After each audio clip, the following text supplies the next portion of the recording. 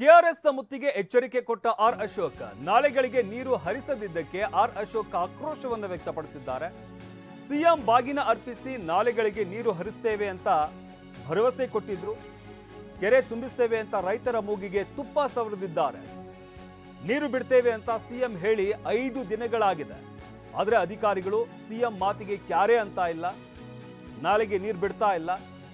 ಎಗ್ಗಿಲ್ಲದೆ ತಮಿಳುನಾಡಿಗೆ ನೀರು ಹರಿಸ್ತಾ ಇದ್ದಾರೆ ಅಂತ ಆರ್ ಅಶೋಕ್ ಆಕ್ರೋಶವನ್ನು ವ್ಯಕ್ತಪಡಿಸಿದ್ದಾರೆ. ರಾಹುಲ್ ಪರಮಾಪ್ತ ಸ್ಟಾಲಿನ್ ಮೆಚ್ಚಿಸುವುದಕ್ಕೆ ನೀರನ್ನ ಬಿಟ್ಟಿದ್ದಾರೆ. ನಾವು ಸರ್ಕಾರಕ್ಕೆ 24 ಗಂಟೆ ಸಮಯ ಕೊಡ್ತಾ ಇದ್ದೇವೆ.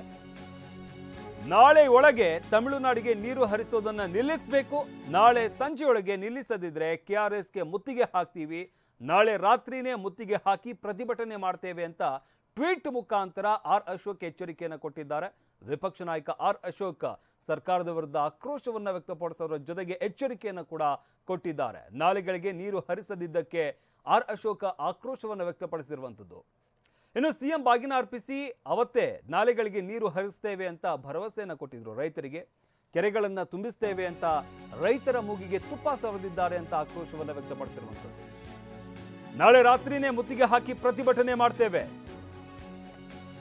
ಟ್ವೀಟ್ನಲ್ಲಿ ಎಚ್ಚರಿಕೆ ಕೊಟ್ಟಿರುವಂತಹ ವಿಪಕ್ಷ ನಾಯಕ ಅಶೋಕ್, ನಾಳೆ ಸಂಜೆಯೊಳಗೆ ನಿಲ್ಲಿಸದಿದ್ರೆ ಕೆಆರ್ಎಸ್ಗೆ ಮುತ್ತಿಗೆ ಹಾಕ್ತೀವಿ. ಅಂದ್ರೆ ತಮಿಳುನಾಡಿಗೆ ಹೋಗ್ತಾ ಇರುವಂತಹ ನೀರೇನಿದೆ ಅದನ್ನ ನಿಲ್ಲಿಸದಿದ್ರೆ ನಾಳೆ ಕೆಆರ್ಎಸ್ಗೆ ಮುತ್ತಿಗೆ ಹಾಕ್ತೀವಿ ಅನ್ನೋ ಎಚ್ಚರಿಕೆಯನ್ನು ಕೊಟ್ಟಿರುವಂಥದ್ದು. ಜೊತೆಗೆ ಮಂಡ್ಯ ಮೈಸೂರು ಭಾಗದ ನಾಲೆಗಳಿಗೆ ನೀರನ್ನು ಹರಿಸಬೇಕು, ಆ ಕೆರೆಗಳನ್ನು ತುಂಬಿಸಬೇಕು ಅನ್ನೋ ಒಂದು ವಿಚಾರವನ್ನ ಕೂಡ ಈ ಸಂದರ್ಭದಲ್ಲಿ ಹೇಳಿರುವಂಥದ್ದು. ಇಲ್ಲ ಅಂತಂದ್ರೆ ನಾಳೆ ಕೆಆರ್ಎಸ್ ಜಲಾಶಯಕ್ಕೆ ಮುತ್ತಿಗೆ ಹಾಕ್ತೀವಿ, ಪ್ರತಿಭಟನೆ ಮಾಡ್ತೀವಿ ಅಂತ ಸರ್ಕಾರಕ್ಕೆ ಎಚ್ಚರಿಕೆಯನ್ನು ಕೊಟ್ಟಿದ್ದಾರೆ.